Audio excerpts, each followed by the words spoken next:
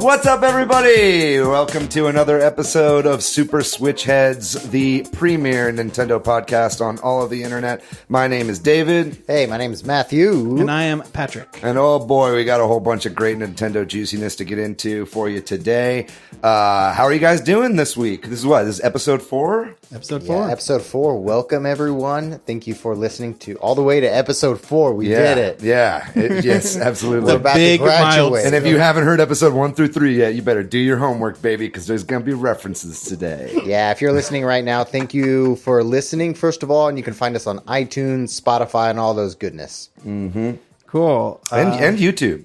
We got a couple subscribers on YouTube. We've actually been getting some comments through YouTube as well, Nice. so keep those up. Let's jump into it. The really big news that happened is that there was a Pokemon Direct announced for Wednesday, February 27th at 8 a.m. Central, which is our time here in Austin, or 9 a.m. Eastern. What time is it Greenwich Mean Time, David? That would be 2 p.m. Call back, y'all. Yeah, that's the only callback. So actually, you guys don't have to listen to the old episodes.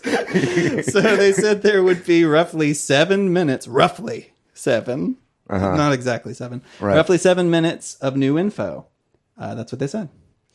And that's today, if you're listening on the day that we release this episode. Yeah, that's right. That's a good point. So this will come out after it happens. Yeah, basically. We are not posting till 2 p.m. So real quickly before we talk about that to the extent we want to more, the sort of in the lead up to this, there'd been a lot of rumors swirling about there being some Pokemon news coming. And in particular, there's a Twitter user, I'm going to call him Muguus. Okay. M-U-G U-W-U-S, who had leaked some information. It seemed like he had a lot of information about the previous Nintendo Direct, and he was saying that that this news was forthcoming. So I guess we'll pay attention to him in the future, or her, because they seem to be... I went to that Twitter account. Not a lot of followers up until the attention got put on them, Right. because they had gotten a whole bunch of predictions right. Yeah. And they basically just had a bunch of tweets where it's like each one was just listing every single thing that was in the Direct, basically. Yeah, and they were very right, but there were a couple that were weird. Well, that's what I'm thinking is like maybe What was weird? This person had like posted just like a tweet for like every single game that could have been in the Direct. Gotcha. And then as And soon then as it was going in, deleted them? deleted all the tweets. Yeah. That like that had stuff that wasn't in the Direct, there were a and few then it things- got blown up, and then you couldn't see all the old like ones. it said 2D Zelda, Yeah. and it said like Star Fox, and those are not incorrect, but they're like weird wording if you had insider information. It's like they made a tweet for each one of the spaces on a Direct bingo card. Yeah. You know what I mean? And then just deleted the wrong ones. Well, what do you guys think we're gonna get in these 7 minutes tomorrow morning? We're going to get a 2.5 minute gameplay trailer. Okay. Of the new Pokemon. Okay. Do you think it'll all be related to the new Pokemon game? Yeah. Yeah, that, or maybe they'll drop some like ports, or because I know the last time they did this, they also revealed that Red and Blue were coming to Virtual Console on 3DS. I think that was the last one, or maybe it was a couple of years ago. But it's like, so maybe we'll see like some Game Boy Advance ports like come to the Switch. That would be really tight. But ultimately, I think it's going to be a big Gen 8 reveal. And I mean, we'll know by the time. Yeah, right, exactly. They keep dropping stuff on Wednesdays. I know. So we won't talk about it too much because you out there, Yeah. Time will surely tell. Looking forward to waking up tomorrow and immediately watching whatever this 7 minute long Direct is going to be. But yeah, man, 8 is a tough time for me, or 8 a.m. because like that's usually I'm running late for work then. right, yeah, you're not going to watch it in your car while you're driving and hit somebody. Yeah, but I think that's a very distinct possibility. I'm really looking forward to it. I haven't really been too much on the Pokemon train in the recent stuff. Hopefully, in a future episode, maybe even next week, we can delve a little bit further into all this Pokemon stuff. Well, at least with a good expert. We'll at least cover what they say there, if not a lot more. Yeah. But it's exciting. I was a person that held off on Let's Go. I gave it a little bit of a try. I mean, there's a demo out in the eShop now that you can actually try, but like for me, it wasn't really for me. I was kind of waiting for this generation. So I'll definitely be picking this one up regardless of if it's like even if they just put like a sheen on the 3DS graphics, because it's a new generation, I'll definitely be picking this one up. Yeah, this is going to be a must buy for me. I didn't pick up Let's Go. This Gen 8 will be day one. Did you play Let's Go? I own Let's Go. Right. I own Let's Go Eevee, so I don't want to talk about it too much now, but like I bought it because I thought my kid would like it I'm not a Pokemon person. Mostly just I kind of missed like the first Pokemon came out when I was like 16, 17, too cool for stuff like that. Sure, you know, sure, it was sure. like that's for kids. And so I never really got into it. I've missed Pokemon. So I was like, I'm going to try it out. This is a great way for me to ease into it. But he didn't get really into it. And then my wife was like, I kind of want to play that. So then she pretty played fun it playing for a with the time couch. bit, and then neither of them wanted to continue. So then I've seen the beginning of that game 3 times, and that's really it. Yeah, I hope they take the good things from Pokemon Let's Go, which is like the non-random encounters, you know, like the ease of use of like the Bill's PC kind of stuff. I hope all that stuff's in there while they strip away a lot of that just bullshit that people weren't there for. Because I just wasn't there. There was like enough that turned me off of that game for me not to dig it. And I think hopefully this next one does away with some of that. Well, in additional Pokemon news, a new Detective Pikachu trailer just dropped. What are y'all's impressions of that? Yo, it's so fun. I think it looks so good. So this is the second full-length trailer Yeah. we've seen, and And it's slowly revealing like the Pokemon, like CGI Right. Pokemon that are just, they're not uncanny looking, but they're slightly uncanny to where they Yeah. look odd, but they also look kind of sweet and cute. It's like toes this line. It's such a weird thing for me, especially Mewtwo at the end of this trailer. Yeah, well, Mewtwo looks like a bad motherfucker. Yeah, he looks like a bad motherfucker, but he's like shiny and jelly. Right. Yeah. I don't know. A lot of them look like plush toys to me. Like that Snorlax looks like a pillow I would like to own. You know what I mean? So I don't know. I think it's looking great. I was really worried before this movie, whenever they said that they were starting with a Detective Pikachu movie. That just made no sense Yeah, to me. I had it no seems idea odd. why they were doing that. I never played Detective Pikachu. I heard it's very good. Maybe it'd be great if we could get some sort of port of that for the Switch. I'd maybe pick that up. But yeah, it seemed like a really odd choice, but I'm really loving what they're showing so far. It's got kind of that like cyberpunk, like Super Mario Brothers movie vibe. It totally a little does. bit, but like it looks good. It's bright and neon. Yeah. and as you put in the show notes, David, is this going to be the first good video game movie? Yeah, I think it's worth discussing. Have we? Do you guys think we've had a good video game movie so far? I don't. And if there is one, tell me, and I probably haven't seen it. I mean, I saw Mortal Kombat in the theater when I was a kid or whatever. I was like 16 or whatever that first one came out. Mortal Kombat is probably top 2. Like the best of what we've got. And it's pretty bad. I've The seen first some one, Tomb not Raider. I don't think I ever saw any of the Resident Evil movies. Did you see the new Tomb Raider? I didn't. No. Yeah, I didn't either. I've heard it's very fun, but it's like I just think that the highest bar that we have right now for video game movies is decent, and I'd love to see that bumped up to at least a pretty good. Yeah. And I think this movie, needless to say, this movie is going to be a massive hit. Like all the trailers have everybody buzzing. I think like Pokemon Go like reignited like the casual Pokemon fan back into at least awareness. So I think all those people are going to be coming out for this movie. And it is strange to start with Detective Pikachu. Does that mean there will be more Pokemon? Is it it's a weird toe to dip in the water first, right? Like, Well, it actually kind of makes sense to me. Like the more I thought about it, and it kind of after the first trailer came out, it kind of started to click for me.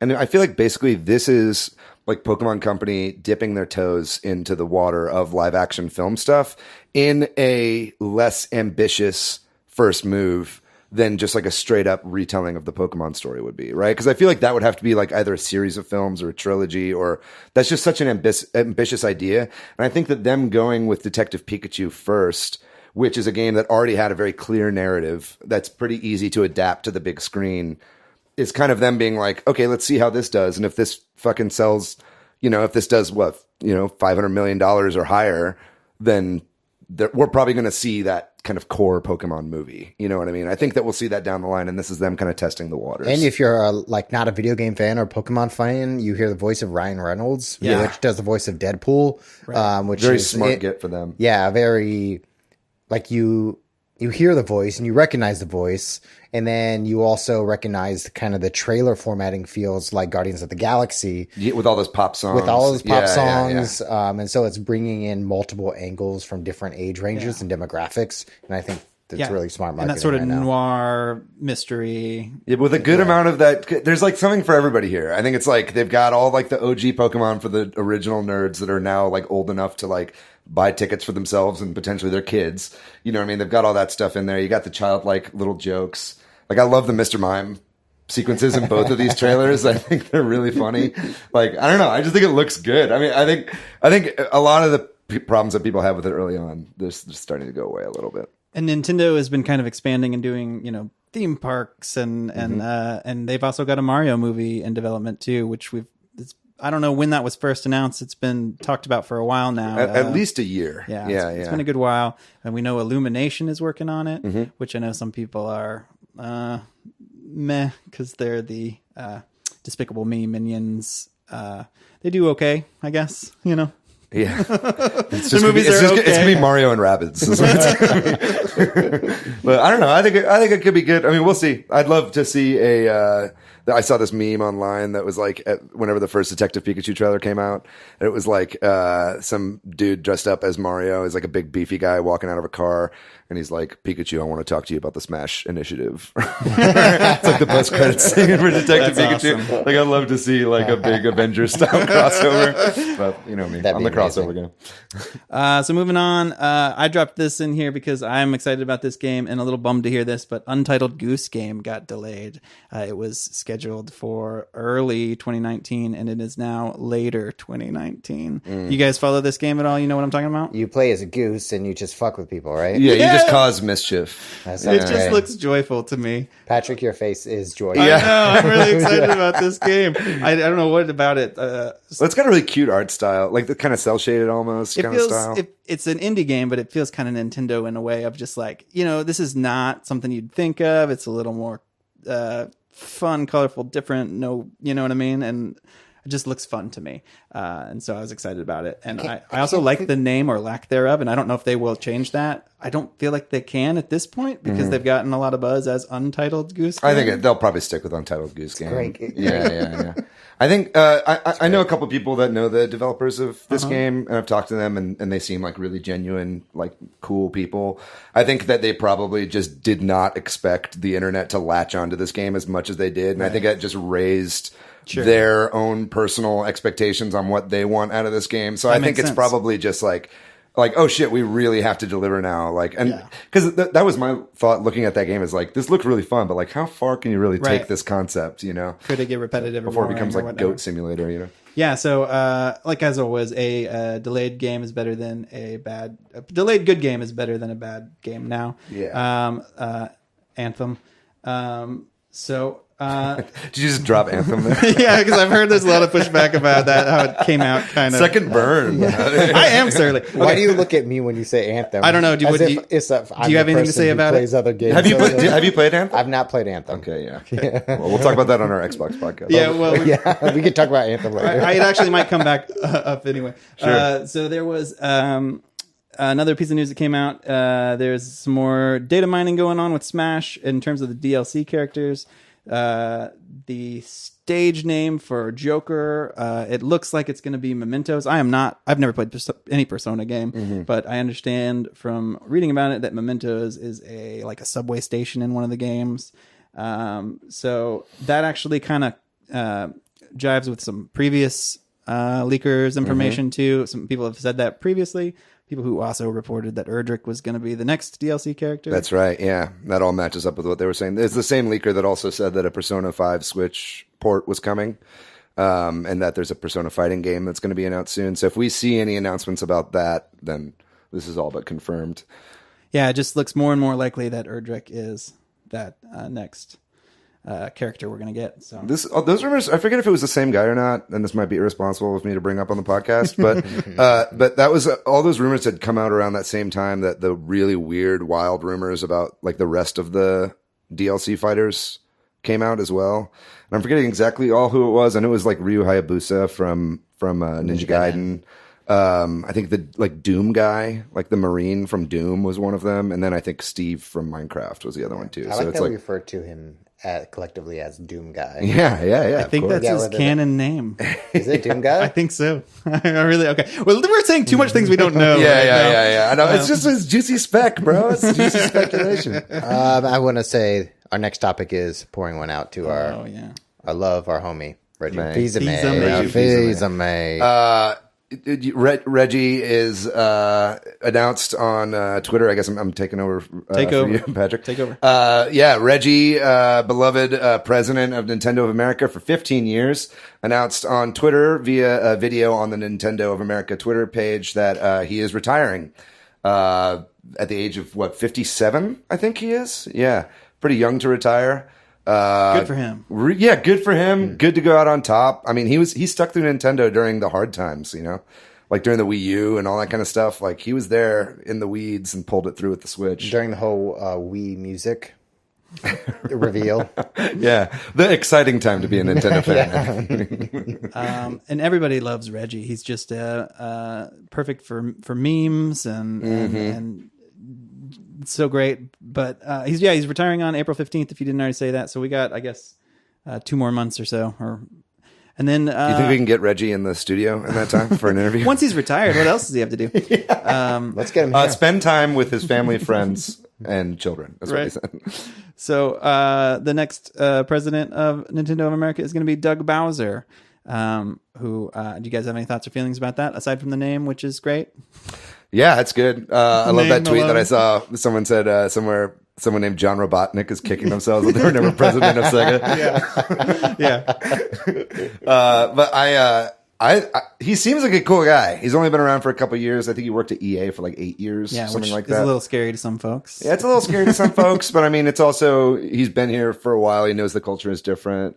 Before that, I think he worked like Procter and Gamble, which I think Reggie also worked at. So it's like they both have like sales experience, right? But let's also say, like, I assume that being president of Nintendo of America, you have a lot of authority, and especially in terms of marketing and sales in the North America. But do they have any? I mean, do they really have any? Like, what do they do? Yeah, what are their decisions in terms of like, it seems like a lot of stuff probably comes from Japan. I don't know. But. I mean, not much is, almost nothing, I think, is really like developed at Nintendo of America. Like there have been throughout Nintendo's history some games that were developed by Nintendo of America, or at least where they were put together.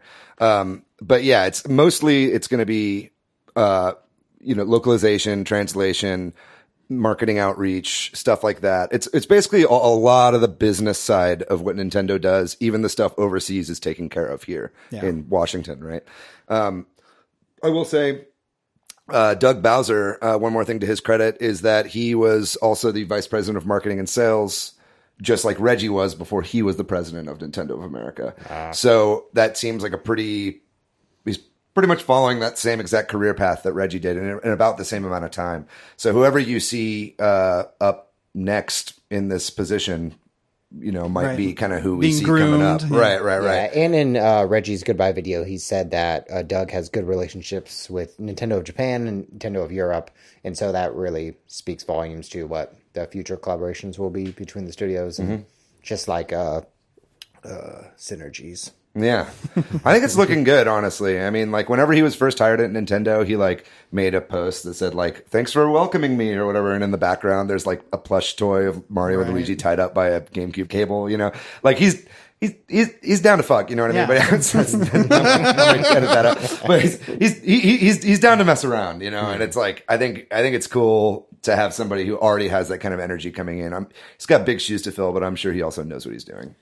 All right, and so the next item we're going to talk about has been something that we have discussed whether or not we should talk about on the show a few times, because this has been kind of something that's been also out there, is Microsoft bringing either games, Xbox Live, and or Game Pass to the Switch. So this has been coming out for a while now, and early on I was kind of resistant to talking about it because it just kind of sounded like, a developer can bake in Xbox Live logins into games, and those will be on Switch. But right, and that's already in Minecraft. Yeah, right. And that didn't seem like a big deal. I mean, that's a big deal in some ways, but it didn't seem too big of a deal. But now more and more stuff's coming out, and it sounds like this might be coming. So what do you guys think about that? I mean, that's huge. Well, True. it kind of started with something that Microsoft posted themselves, which is why people kind of started taking it seriously about one of their keynote addresses or whatever that they're doing at GDC, the Game Developers Conference coming up in March. That's right, in San Francisco, I believe, and just talking about how they want to get Xbox Live just as the platform of Xbox Live onto more platforms in general, be that mobile, Switch, pretty much everything excluding PlayStation, right? Right. And at the time it was just kind of like, okay, yeah, maybe you can check your friends list or stuff like that, but it's definitely seeming like something more now. Yeah, so there's been some recent rumors of Game Pass, and we got to talk about this because Game Pass, you can play all these games kind of Netflix style and download them, but they're also working on sort of a cloud-based way to access these games, which is what would have to happen on the Switch. And depending on the game, right? Sure. I mean, I feel like there's a lot of maybe like an older Cuphead, game, Cuphead could play just fine on the Switch, right? And that's when specifically that actually has been talked about coming. People are talking about Ori and the Blind Forest and Cuphead coming to the Switch just as games, not as part. I mean, though I don't know how it's all going to work. It's all speculation, but there's this is crazy. Yeah, it feels like we're in this middle part of the video game console life cycle where everything will eventually be digital. And if Xbox comes to Switch, it feels like a half step to create that store, to create that video games as a service. Right. That subscription stuff. Yeah, and that's what I think Microsoft is positioning itself is, and to create the branding, a centralized location to find games. Right, it maybe just be Microsoft games, but eventually they want to be like the App Store of games. Yeah, it's been like a rough generation for Microsoft in the game space. This whole generation, basically. Yeah, like Xbox sales, like PlayStation trounced Xbox basically this generation, just like Xbox did with the 360 for the PS3 before this. And it's like, I think that they've been kind of mentally preparing themselves for next. Because I think a lot of the rumors going around with Microsoft right now anyway is that they're working on like multiple SKU systems for the next generation of Xbox. Like one of those would be kind of your big beefy Xbox One X sort of like monster PC sort of thing. The other one maybe like a normal mid-tier thing, but it doesn't play discs. It's just download only. And then I think they were thinking about just doing just a streaming box, right? So it's like if they're doing this, I imagine they're going to want to. It's just free money for them to put this stuff on phones and Switch or whatever if they it makes can get total the streaming sense. working. And especially with Google announced that their streaming service is coming out during GDC. That's around right. the same time. So it's going to be like next month. It's going to be huge for the idea of streaming. And talking about streaming, David, will you talk a little about this? There's a company whose technology was used to stream Resident Evil 7 and Assassin's Creed Odyssey in Japan, I presume. That's right. The company is called Ubitus, I believe. The company is called Ubitus. And so like in Japan, Nintendo's already kind of been fucking around with this a little bit. They had Resident Evil 7 and like you said, Assassin's Creed Odyssey, fully streamable, and it's the full quality version of the game too. It's like streaming on servers in Japan, and that's been a thing in Japan for a while. Ubitus has been working primarily in Asia, like Korea and Japan, focused on the streaming thing because, obviously the infrastructure is a lot tighter. Internet speeds are faster there, kind of over the whole map. And so it's like, but they just recently had a little press release where they're going to be either partnering with or being acquired by Microsoft Azure, which is like Microsoft's kind of streaming initiative. So basically Microsoft is bringing a lot of what Ubitus is doing, like, and their server infrastructure and stuff into their own fold. And they said specifically in the press release for the intentions of bringing it beyond the Asian market into the rest of the world. So I think that basically, like I said, I think Microsoft is prepping for this inevitability. Yeah. You know what I mean? And I think that all of these things coming out around the same time that we're hearing a lot of rumors about these games and potentially streaming games coming to Switch in the US, I think it's too much of a coincidence to not look at. And we've already seen Microsoft and Nintendo kind of getting chummy with just crossplay and kind of some tweets back and forth at each other and stuff. So it definitely seems like they're getting really friendly. And it's going to be an interesting E3 this year with Sony not there and pretty much just Microsoft and Nintendo there. Holding hands. You know what I mean? Yeah. They're just going to do presentations together, like kumbaya. Like, what is this? It's kind of tight. I like it. Yeah. And so I guess, this does also kind of raise the question of, is there really going to be a new Xbox, or are they really just going to try to have their games everywhere else, kind of do what Sega did or something. It seems like they've been working on hardware though, from everything you hear. So I don't think it's likely, but it seems like they want to have all their options on the table this time. Yeah, I think if this next Microsoft console is a failure, like they're going to go third party, like Sega, and or just fucking get absorbed by Nintendo. Like it kind of sounds like there's definitely something going on. And okay. And what do you guys think that this means for the possibility of Banjo and Smash? Yeah, that's the only question we really care about. I think it definitely suggests that one of these 5 characters is a Microsoft owned property, right? And what is it? Banjo-Kazooie or Steve from Minecraft. I want it to be Master Chief from Halo, because I loved Halo and Halo 2 I and think 3. we're likely going to get Steve in Smash with Master Chief skin. Yeah. Banjo skin. Yeah, probably. Yeah, you're probably right. That kind of makes the most sense. And if they're trying to hit the most people, like everybody knows what Minecraft is. Yeah. You know what I mean? Yeah. I accept it's not what I want. Right. But it would look weird. Yeah, I think that's part of what bothers me about Minecraft is the aesthetics of it. Yeah. And seeing it in Smash would bother me too. You got to trust in Sakurai, baby. I mean, if it comes, I'm sure you'd have a cool moveset with all the different remember when they tools revealed Game & Watch? It was like they're having this 2D character. I had a Game & Watch. I forgot your 572. Think about the millions of kids who love Minecraft. You're like, I played Minecraft. Yeah. You're right.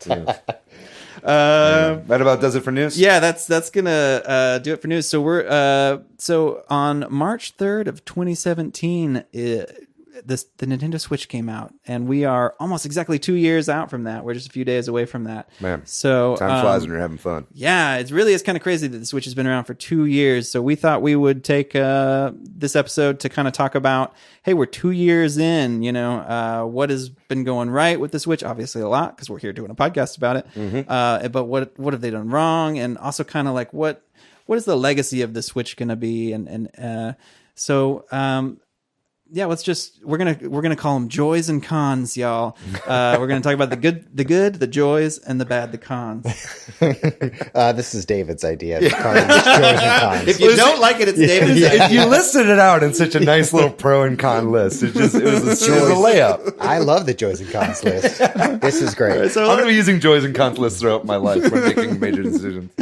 So, let's talk about our first joy. So I think the whole idea of the Switch is a success. The idea that I can put it in this dock by my TV and play, on my big TV. I can just pull it right out. I can take a Joy-Con off and hand it to somebody, which I have done a few times at their house, hey, check this out, it seemed like a gimmick potentially when it was first, advertised and shown, but it is a success. And I think, honestly, like it proves that, I don't want to jump ahead to the legacy, but I think it proves that there is something greater to that. It's not just a gimmick to be able to switch around. Pull back. I remember seeing the first reveal of the Switch. It was like October 2016, and it's a Nintendo Direct. They're showing people like carrying the Switch in between rooftops in New York City. Karen. Yeah, exactly. Karen and a rooftop party. Yeah, they're having a good time, and then Nintendo goes all in on a Super Bowl commercial with a Switch,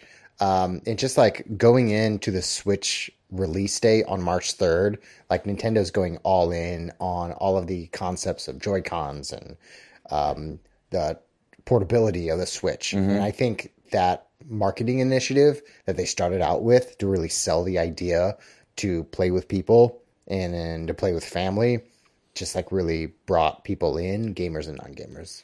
So this isn't like directly related, but my con here is that you get your Switch, you're excited, you pull out your Joy-Cons, you plug it in, there's nothing to do. There's no like Wii Sports included on it. Yeah, 1-2 Switch was sold for $60. Yeah, I keep, obviously that feels like a massive mistake, but it also like sold over 1 million copies. So like it wasn't business wise. Absolutely, right. All of these cons didn't stop the Switch from being a success, right? And the success of 1-2 Switch only makes, I think, like that kind of Switch tax and stuff like a thing, bolstered their confidence and people will just buy anything for this thing. Which we will talk about shortly too. Yeah. So, I mean, switching back to Joys, the kind of just the hardware of this thing, the tech that it comes with, is just amazing. How much stuff, like we talked about last week, there's an accelerometer in the tablet. These Joy-Cons have all these functions, like that it can work as a single controller, as a pair. It's The got infrared IR, camera yeah. that nobody ever uses except for Labo. Labo, yeah. I mean, there's all this cool stuff packed in. Yeah, and it comes with 2 controllers. right. Yeah. And that's the big sell, is you can play with people like right out of the box. For sure. I think the thing for like hardware for me, even jumping back to that first Joy, it's like I underestimated how much I would be playing this in handheld mode, right? Like I underestimated how much of a game changer sliding it into the dock and having it on the TV and it being overclocked on the TV to where you're getting better graphics than you do in handheld. Right. Like that seemed like a gimmick, but in reality, it's like the best thing about it, right? Yeah. And it's like, and I think the Joy-Cons, I didn't really expect to like them that much. I was expecting like, oh, I'll get a Pro Controller, blah, blah, blah, blah, blah. Still not a huge fan of them sideways. Like it's manageable if you're like at a restaurant, you want to like play video games until your food comes out. You're just like casually at a Buffalo Wild Wings. Yeah, exactly.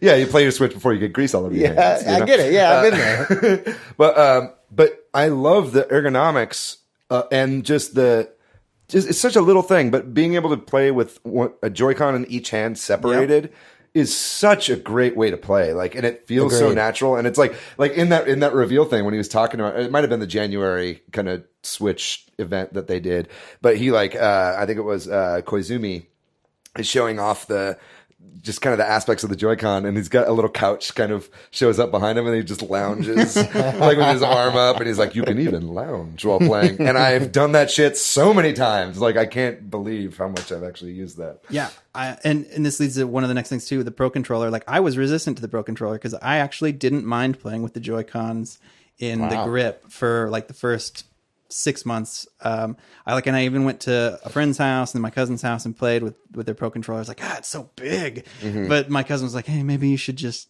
keep trying. And eventually I bought one. It's like, okay, it's great. The Pro Controller is amazing. It's a really great controller. With one huge problem, which is its D-pad. And so we'll lead into there. So. Yeah, okay. Yeah, no, that's great. So our con for the Pro Controller especially is the D-pad. I will say this though, mine doesn't have that problem. I got a later one because I promise you, because I play Tetris 99 and I don't get bad inputs on my D-pad. And maybe it's the way I push it. Yeah. Maybe it's I got lucky with the build of this particular one, because I've heard anecdotally that newer ones are better, but I've also heard that's not true. So I heard that's the same thing. Is that like I heard that was true, and then people were like, "No, we got all the Xenoblade ones, and they're still bad." You know what I mean? And I got one post even Xenoblade. Like I don't remember when I got it. Maybe like midway through last year. I don't know.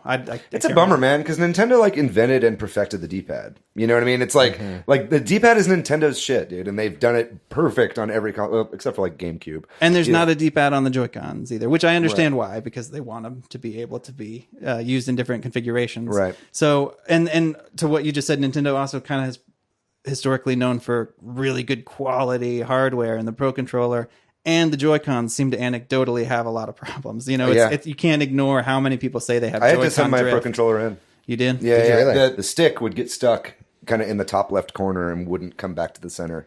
I had to send it into Nintendo. They gave me a deal, but it was like... But yeah, it's just annoying, you know? And it's like, this is the first time, especially with the Joy-Cons like on the system, like if you use them too much, they just get loose and the whole thing starts to feel really cheap in your hands. You know what I mean? Like that's a bummer. And the sticks on the Joy-Cons, a lot of people say they get drift. Yeah, my left Joy-Con has that. Does it? Yeah. Like I know Austin, who this is a podcast, he's had like 3 pair and he's had drift on all of them. And it's weird to me too, because like anecdotally, I have not had any, and I have 2 pair. And well, you just have to game harder, Patrick. You gotta have you gotta play with more Cheeto dust on your hands. but there's obviously some build issues with that stuff. Also, you know, cons to it that, you know, there were reports of some switches cracking and warping, and so obviously just the hardware doesn't seem as traditionally solid Nintendo as it has been in the past, and the Wi-Fi chip doesn't seem that great either. Just compared, you know, I notice it too. Just it doesn't seem like to get as good Wi-Fi as other devices do in my house and that kind of thing.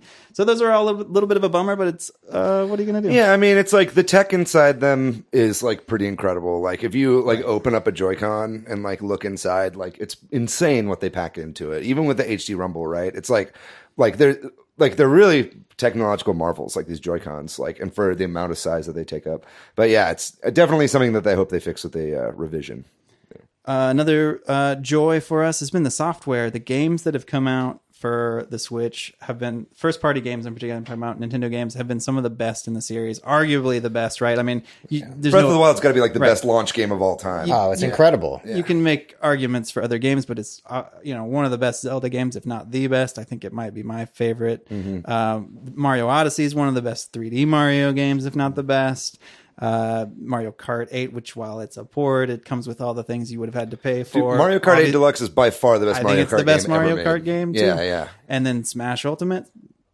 So far, I mean, probably the best Smash game ever. I mean, obviously those are judgment calls, but I think you can't argue with somebody at least making a good argument for that. You know what I mean? Of course, there's been a few misses, some cons here too. The Kirby Star Allies wasn't the best Kirby game ever. It came out right after Planet Robobot, which was so good. You know what I mean? Robobot. It's a 3DS Kirby game. Oh, okay. Yeah, I know that one. And That's right. Everyone That was like, seems to this be is like regarded. Kirby is like peaked. You know what I mean? Yeah. It's like, it's everything they wanted. It's really fast paced. It was challenging, and then I think that they, also the 3DS has like 50 Kirby games, and they're definitely they're never going to not be making new Kirby games. It's not the end of the world. No, it's not But the end of the it world. was a bummer. It's that just game like they wasn't were so on great. such a streak with these games, and then that comes out and it wasn't that great. And then Mario Tennis Aces, another sort of iffy game there. I actually really like it, but especially the way it launched, and there are still some issues with it. So maybe not the best Mario Tennis game. Did you maybe play not Mario the best Tennis? Nope, Kirby never game. played Mario Tennis. Yeah. So I'm a big tennis fan in general. So I was really, really hyped for that game. I was actually playing a lot of IRL tennis like before that game came out. So I was getting really pumped for it. And and I kind of didn't really get quite the enjoyment that I wanted to out of it, or it seemed like a little bit more repetitive. But it was also kind of in the early days when the netcode was kind of weird and there weren't as many characters. I haven't touched it in like 6 months or something. I'll say this: I haven't consistently played it, but I have played it a little bit consistently. Right, and it's right. really improved. Yeah, so I should jump back in. It's worth. There's a lot of the new characters are a lot of fun, and I've found like some other characters that I really like playing with. They've fixed a few things. The online tournament system was, and we'll get to online in a minute. Sure, yeah. But that was one of the problems with that game, and it still is. But they've improved it. And I will save some of those comments. Did for a minute. they improve the way that like matchmaking with friends works? Like No, well, a little bit. because that was such a huge hoop you had to jump through. Yeah, it's not perfect either, and that's another thing we'll talk about because that's not unique to Mario Tennis Aces. But Nintendo's always had that problem. yeah, In this same realm of software, like you guys play Mario Party? Yeah. no, I haven't played it yet. Yeah, that's definitely disappointing. In some aspects. I don't know. There's something about it. Like I enjoyed it for like a week, but the staying power was much shorter than. But there's only 3 maps, right? Yeah, Or 4 exactly. maps. Four maps. Yeah, yeah. It feels like I'm playing the same mini games over and over again. Yeah. So that's another one that maybe isn't the best in the series. It's like it seemed like it might be when it came out, and it seemed like it's returning to form, but. Yeah. Mario Party also just feels like it would be so easily like you could do a couple like patches to that game, like basically adding difficulty sliders that would just make it instantly way more fun if it wasn't quite as handholdy, Yeah. But anyway, Well, we'll probably circle back to some of those issues. So one of the joys we've seen is there's been increasing third-party support for the Switch. I know the Wii U was missing a lot of it. it's what we were promised for the Wii U, and it never came. So maybe not as much as people would like on the con side, but it seems to be picking up. We're seeing more and more third parties trying to do, even now, some simultaneous releases, which is day and day. another problem we've had. Up to this point, it's always been like, okay, well, here, enjoy this game from 6 years ago. Yeah. You know what I mean? But it's good. It's actually, people are interested in actually developing for the Switch again. Right. Well, with the numbers it's Because sold. they're it's hard not selling, to be. they're selling software.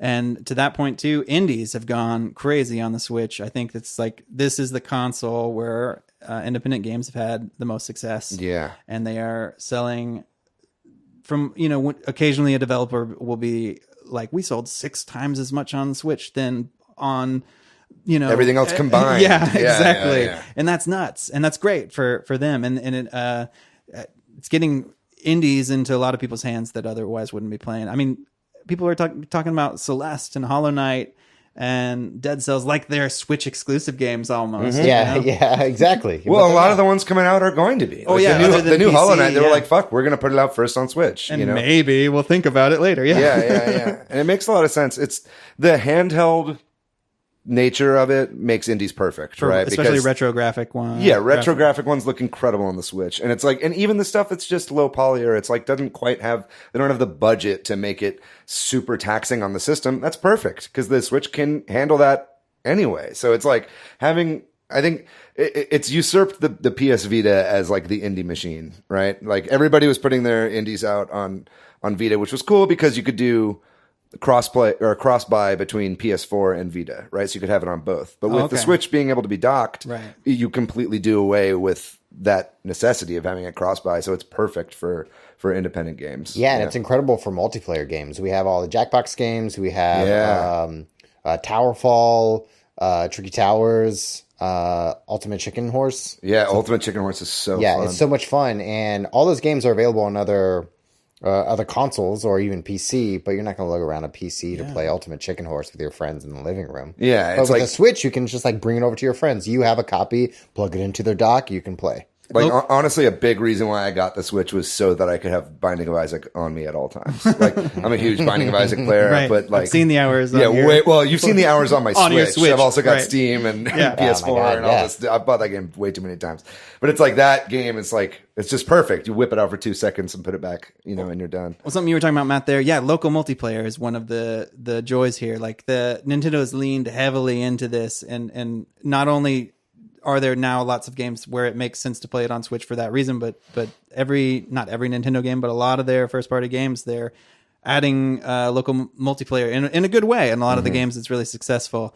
So that's been a huge thing. Of course, the con there is that sometimes the way that you can play locally, you'd like to play online, but you can't. That's been an issue with indies for a long time. Like setting up good netcode for like an independent game and running servers and stuff is like just cost prohibitive Sure. to a lot of studios. But for Nintendo, I wish they would do it too Sure. for their games, like Sure. Super Mario Party, for example, which I haven't played, so I don't really personally have that big criticism for it. But like, I know a lot of people are like, "Well, I want to play with a friend or whatever online."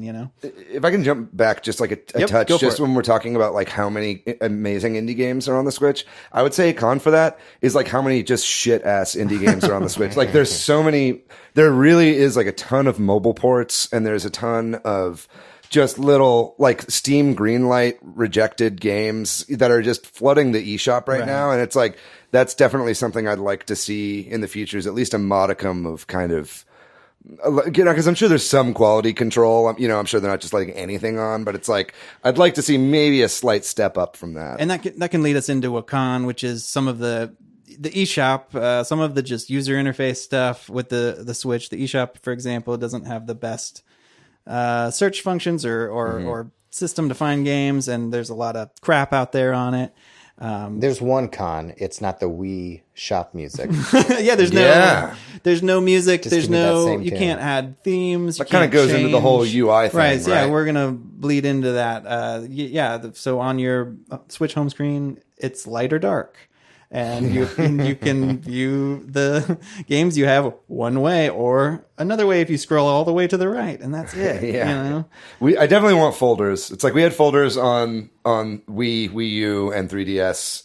You know what I mean? Like I have a crippling game buying addiction, so I've got way too many games on my Switch right now, and it can be hard to find stuff sometimes. Honestly, And I think we're 2 years in now, so this criticism. You can early on you might say, "Well, this will come," but it's been 2 years now, and a lot of this stuff seems very late to the party if it ever shows up. well, I mean, kind of a pro of that, or a joy rather Right. of that, is that the interface is fucking snappy. It's Yep.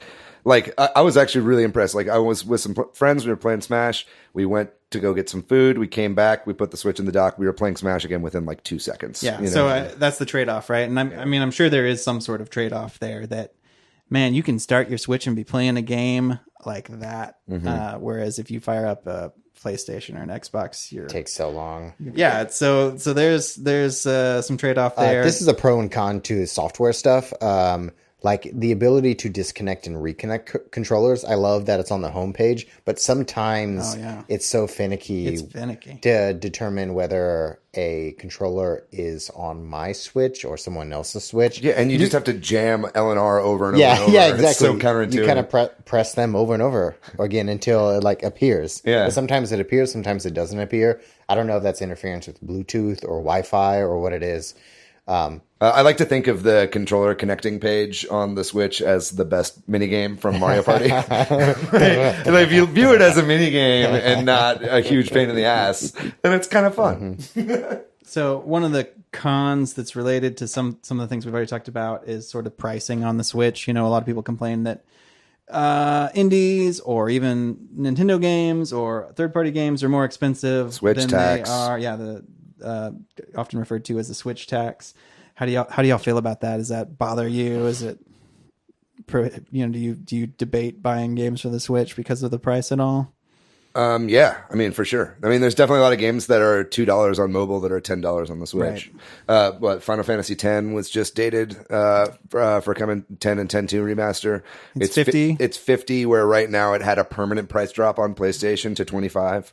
So, you know, it's that's annoying. It's the same price on Xbox, so it's not Switch specific, but it's like you see stuff like that all the time, and it's pretty obnoxious. And I know some people get upset too when like Wii U ports come and they are more expensive, like Donkey Kong Tropical Freeze was. Well, you're paying $10 for Funky. Okay? Yeah. So, I mean, I bought that game and I love it, so I had no problem with it. But I get it. I can see why. But, you know, nothing happens in a vacuum, right? Like the Wii U was not successful, and so they had to price that lower, or arguably, right? And people will pay $60 for a game, and so like you said, it sucks to feel a little fucked by Nintendo. It does, you know? though. Yeah, it's not like I'm trying. I don't want to defend it too much, but you know, and especially for people that you know don't have as much money to spend on games, that's like that puts you in a tight position there, because you might want it for your Switch so you can play it portably, but you know, what are you gonna do? So online is mostly going to be con here. You've got two things.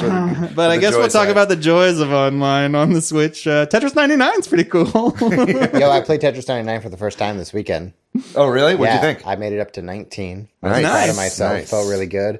I didn't realize that it takes so many things. You're playing Tetris at the same time, but you're also like choosing who to attack. And also watching all the other games in the background. It's fucking tight. It's really schizophrenic. Yeah. It's stressful in a good way. Yeah. And we got also on here NES online. Yeah, which is like, I guess it's good. I'd rather have it than not. Yeah, for sure. But neither of those things alone makes up for some of the problems. Yeah, some of the cons we have for online. A pro, it's not a pro anymore, but that first year and a half, it was free. Yep. So like Splatoon 2, that was all free online. Mario Kart 8 was all free. It's not free anymore. Right. Well, I feel like that's a con though, right? Because it's like a literal con. I feel like conned by it. Yeah. It's like, oh, here, you can have exactly what you had before for free, but now you're paying for it. And I think that, you know, their goal was initially for that to come out sooner, and it pushed back 2 times maybe. Yeah, like what was taking them so long? And if they had made you pay for it right out of the gate, maybe people would have been less upset. Yeah. So that's a little bit weird. So yeah, you have to pay for online. That's one of the sort of cons, which you have to pay for it everywhere else except for PC, which I don't see how they could manage that. Yeah, but you get like free games with those, like every month, like AAA games. Yeah, exactly. So it's only $20 though. So I don't know. And there's family plans. So it makes it so cheap. It's iffy whether that's really bad. But I understand, again, for people that don't have a lot of money that want to just play the game they already bought and they were playing for free. That can feel, like you said, like you're conned. But for me, the biggest downside to Nintendo Online, and I know this isn't new with the Switch, is I just want to have some better messaging, voice chat, party any kind options. of local voice chat would be incredible. Yeah. Fortnite can do it. Paladins can do it. Clearly, it can do it. Yeah. There was like a third party company that has a API like specifically for this. It's just up to the developers of the game to implement it right now. And obviously, voice chat would be better, but even just a way to shoot a message. Love to shoot a message. I see one of you log on. I'd love to be like, hey, let's play Smash together. I see you there playing it. I'm over here playing it. I guess I have to text you, or Yeah, that's true. I have that problem with my sister, because my sister will go like a long time without checking her phone, and I'll see that she's playing Mario Kart, and I'm like, "Hey, join my cup," and then she just doesn't see it until she's played enough Mario Kart to not want to play again for a week. Yep, this happens to me quite regularly too. I will message somebody on their phone, and then I'll get a message after I'm like in bed, and they're like, "Hey, I just saw your message. Are you still on?" Yeah, no, I'm in bed now. Dropping them to like step by step, like on Xbox, that scenario is you see someone come on, their name pops up in the bottom, you press the Xbox button, and you invite them. It's like 3 steps. Yeah. And But it's been there forever. It's been there a long time, but for Switch, it's like you grab your phone, you look at you open up messages, you click on their name, you type the message, you click send, and hope that they get it. So it increases the numbers of steps, increases the numbers of friction, and decreases some of the quality of life. I think it's a disconnect between Nintendo proper and Nintendo of America. It's really where the issue lies right here. Because a lot of the things that we're complaining about are stuff that like Reggie promised. You know what I mean? Yeah. Because like Reggie knows that, Nintendo of America knows this is what people want. But Nintendo of Japan, like, just doesn't want it that way. It's different in Japan. It's culturally different. Like, everybody has their phones on them at all time. It's a way more plugged in I think society. that's a good point. If you're in Japan, you're probably using WhatsApp, and you're using WhatsApp to communicate through text or through voice chat or through whatever. So you use that WhatsApp or the equivalent of wherever you're at for everything. Mm-hmm. And maybe this is why we don't have it. Yeah, and I think Sony's a Japanese company, but I think that they modeled a lot of their online off of Xbox. You know what I mean? Right. So it's like, so I think that Nintendo is just stubborn. They've always been stubborn. It's nice that they're kind of catching up, but yeah, I think they need to take more input from Nintendo of America. I just want voice chat with my squad on Splatoon. Yeah, and it's not just voice chat or messaging. It's the ability to join games together or party up before a game. Or like you said in Mario Tennis Aces, like to figure out how to play together. FIFA, you know what I mean? The FIFA port for Switch, you couldn't even play with your friends because the way that all the other FIFA games worked is it used the on-system party system in order to do that. And Nintendo had no such system, and they didn't take the time to program inside their game a party system. So it's like, games are being affected by it, and it's definitely annoying. That's a good point. We could rant about this forever. Yeah, we should probably wrap it up. But, one last thing people complain about is cloud saves being locked behind a paywall. Understandably, people are upset about that. I get that, if you're going to store a lot of data, maybe you got to pay for it, but it'd be nice if there was a local option to back up your data, SD card. I think the reason that we haven't seen any of these things, honestly, is because they've been putting all of their energy into stopping hackers. Yeah. And they've been doing a great job with it. I mean, the Switch is hacked, but it's like, but still, like every time they come out with really creative ways to set them back, you know what I mean? And it's like, I think though that it is inevitable that it's going to get hacked, and they should really start. You're going to turn less people over to hacking if you can fix quality of life stuff. Your average person isn't going to hack the Switch, and your average person is asking for some of these things, They're just burned by like the DS and like the R4 cards. Like those things sold like crazy, and they really got hurt by the piracy scene on the DS. So leaving online behind, one last thing to talk about joys and cons. We kind of touched on this a little bit with Mario Tennis Aces, is sort of the DLC and continued support of games. I think Nintendo's done a really good job with the Switch, with a lot of the DLC and some of their first party and exclusive games. Like Zelda had some nice DLC. Splatoon 2 had the Octo expansion. Talk about that motorcycle in Breath of the Wild. Mm-hmm. I wish that you could get it sooner, or you know what I mean? Like, you really have to get far in that to unlock that motorcycle. And I haven't done it. I have the DLC, but I don't have the motorcycle because you have to beat everything pretty much, right? Mm-hmm. Like, and by that point, aren't you kind of done with the game? Like, whatever. So that is maybe not the best, but it looks cool. I mean, Smash is getting expansive DLC. Yep. I think it's like they started getting good at it over the Wii U time.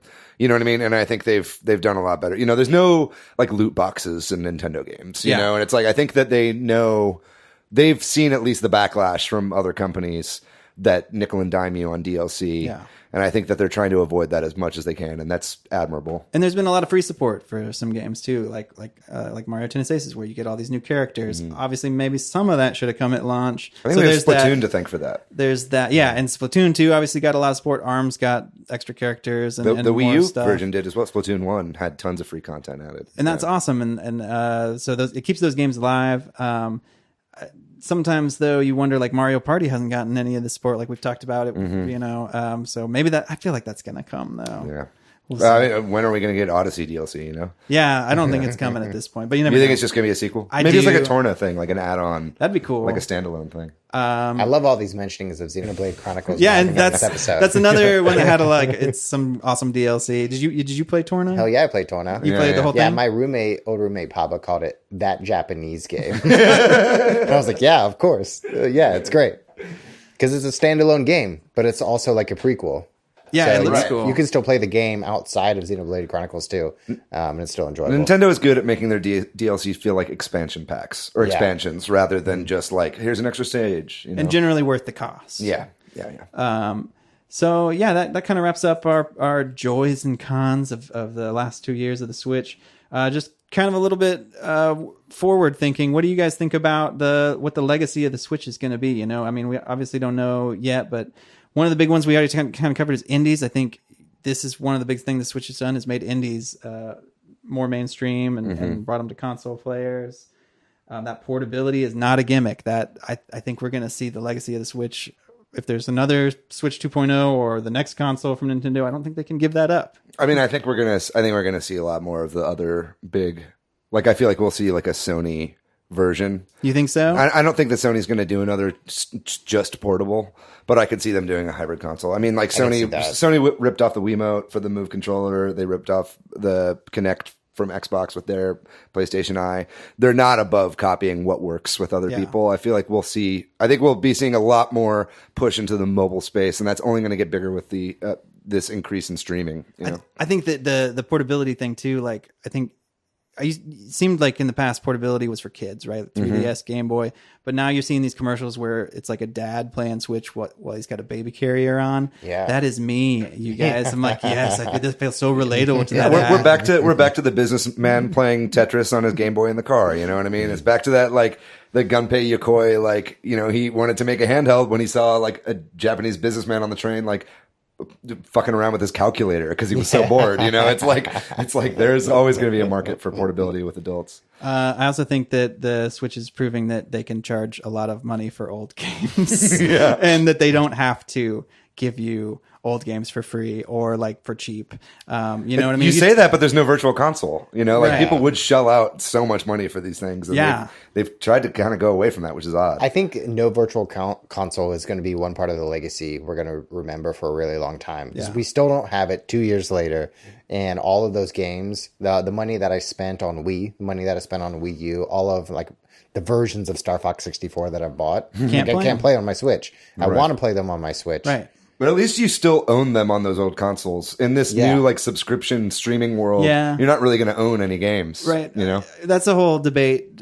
But I mean, Yeah, that could be a whole episode. Yeah, sucks it's like that- access versus ownership. Right. in some ways, I feel like it sucks that Xbox did lose this console war, because I think they did some things really cool for the consumer, and I think Sure. that backwards compatibility of being it's able incredible. to play those, Xbox and Xbox 360 games, it's awesome.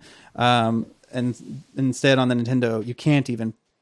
You have to buy it again, or if it's not there, you can't play it. Or you hack your Switch.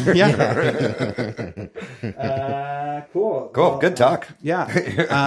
So we're gonna move on now to what. Well, let's just say happy second birthday. Oh, yeah. Switch. Yeah, happy second birthday, Switch. Happy second birthday. second I feel like birthday. this year's going to be good. This year feels like a good. It does. I don't think we're in the terrible twos. And hopefully some of the cons will become joys. I'm still tickled by that. That's good. Ah, that's so good. Yeah. So let's talk about what we've been playing this week. yeah. I'll start with me.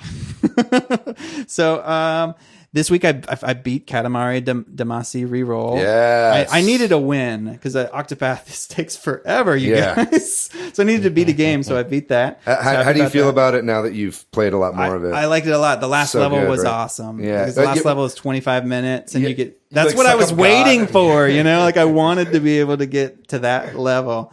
So that was really cool. I really liked that game, and it was nice. It was a nice short game. Mm-hmm. I've been playing some more Octopath. I played some Smash with my cousin at his house, and then he and I also played some Apex Legends. Matt, segue. he has 2 computers set up, And I went over there and we played a bunch of Smash. And then he's like, "Do you want to play some Apex Legends?" I was like, "Yeah, let's give it a shot." And we played maybe half a dozen games or so, and I did pretty bad. But Not surprising. the last game, which is a great one to go out on, I actually did some damage on somebody, and we survived longer. And I think I had like 2 revives, so I was like, "Okay, that's a good one to go out on." I didn't just die right away. Yeah, that in order to go from beginner to competent at Apex, it's fucking huge. Yeah. Because you have to spend all this time like looting, Right. and then figure out how to aim and shoot. That's one of my problems with just battle royale games. Yeah. It's like how much time you spend and then to just get killed. Yeah, It's like modern immediately. grinding. Yeah. Yeah, I guess that goes on to me. I am still Yeah, playing let's- Apex. Yeah, we actually started this podcast late because Matt was winning around. Yeah, won, I he was. won. It was Yeah, it's awesome. my 6th win. Yeah, I'm not mad. It was fun to Yeah, watch. it was super hype. I've been playing that. I celebrated a friend's bachelor party over the weekend. We played a lot of Switch games. So we played Jackbox Nice. and introduced friends to Ultimate Chicken Horse, which my friends were like kind of they were against it at first. I was like, just wait. Give me the So, quick pitch on this game because Well, I it's don't like know it's it. like competitive. It's almost like competitive Mario Maker in a way, right? Yeah, it very much is. You start from at point A, you try to get to point B. You get tools to make like a bridge, or you can fuck with people by making like the chainsaw or bow and arrow to shoot them. Is it turn based? It is. Yeah, kind of. It's like It's every turn you round-based. add more obstacles in, and then it tallies up the points Okay. based on like if you made it to the end or not, or if you killed people with your traps or whatever. Yeah. So it's almost like Bomberman scoring. You know, like Yeah, that Tower it's- Fall it's totally Bomberman like that. scoring. Yeah. Yeah. Yeah, that game is fun at parties. So I've been man. playing, and I actually learned about that game at a Switch Heads meetup that we had, and it was a lot of fun. I think we played it for a couple of hours and got Yeah. wasted. Come to the meetup. Yeah, had a fucking blast. I've met a lot of people for the first time, like walking into my house for a Switch Heads meetup, Yeah. and now I'm like friends with those people. You Yeah, know? and Like, I think we've don't- talked about this. We're going to start maybe trying to have ones in more public places where we can just invite anybody Yeah. to come check it out. So we'll figure that out. Yeah, if Sure. you're listening right now in the Austin area, we'll link to our Discord is on there. We'll probably be partnering up with some local stuff and see where the next one is. we got plans.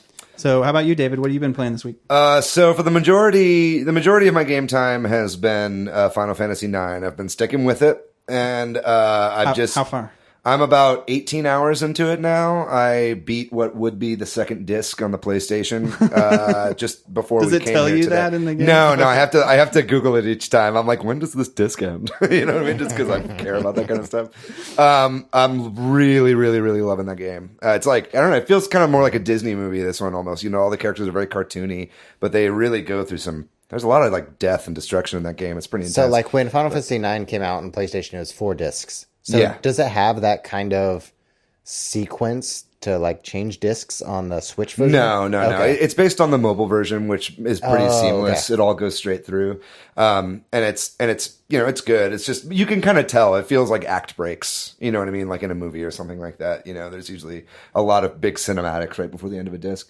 But I've been loving that game. I'm probably gonna go play that after we're done talking about this. I'd love It's to actually like finish that traditional game. turn-based, right? Yeah, Okay. totally. It was kind of one of the last. It was like the last of the PlayStation era of Final Fantasy games. Totally that same kind of thing. Other than that, though, you mentioned some Jackbox games. I was playing Drawful the other I day. love Drawful. Drawful is so much fun. I think I got it for like $5 or $2.50 or something on a sale. If you see that game, it's like one of the only standalone Jackbox games that you can get. The rest of them are all in bundles. It's worth picking up if you're at all curious. It's so much fun. Definitely worth $5. Probably worth 10. And then other than that, the only real thing I've been playing is Pinball FX. Have you guys played that? I have those games. I played Pinball FX3. Yeah, that's the one that's just on so the I Switch. could play that Back to the Future level. Yeah, the Back to the Future table is awesome. Basically, I've spent way more money on Pinball FX than I probably should have, but I found like different bundles and deals going on during time. But basically, the way that game works, it's free to play, or it's free to download, and it comes with one table. Whenever I first got it, it had like 2 tables built in, so I had 3 tables right off the bat for free that I was playing. And I got hooked, and it's super fun. It's a great game for the flip grip, right? Because it's kind of the other killer app for the flip grip other than Downwell, because you want to play a pinball game vertically so you can see the whole table, because I hate kind of the camera scrolling. And that's a really great game to just kind of whip out and play. Pinball FX the one that ported a lot of the Bally tables, like like Twilight Zone?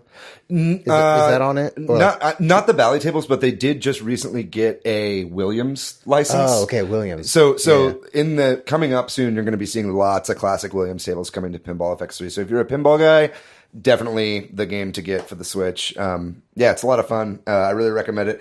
Definitely worth at least trying out because it's free to start. And I'd recommend it. It's super fun, especially if you have a flip grip. My favorite pinball machine is Twister. Hell yeah. Yeah, that's so good. Yeah, I know. I want it to be. Come on, give me that Twister. It's fun. Their original tables are good. Their remade tables are good. If you like pinball, it's a must-have. All right. Well, there you go. Hopefully you enjoyed the episode. Hopefully you enjoyed the Nintendo Direct on Pokemon. Hopefully I enjoyed the Nintendo Direct on me Pokemon. too. Hopefully I'm we really all did. looking forward to it. Yeah. And thanks to Corduroy for our music. Check us out on Spotify, iTunes, YouTube. Write us I'm an still email. pumping out some dank memes on Twitter. So Yeah. hit up that Follow follow. the memes. You made some pretty cool, kind of promo images for Yeah, I us made recently. that Pilot Wings for you. Yeah. I really appreciate that, man. I'm gonna burn a sigil for Pilot Wings hopes that it comes to the actual system. But anyway, thanks so much for listening to the episode. You can find me personally online on Instagram and Facebook, Twitter at Monolith Fiji. You can find me, Matthew, MATHYOU on Twitter. And I am PDYX, most places online. Thanks so much for listening, everybody. We'll be talking about Pokemon next week. Thanks so much. Tell your friends. Bye-bye.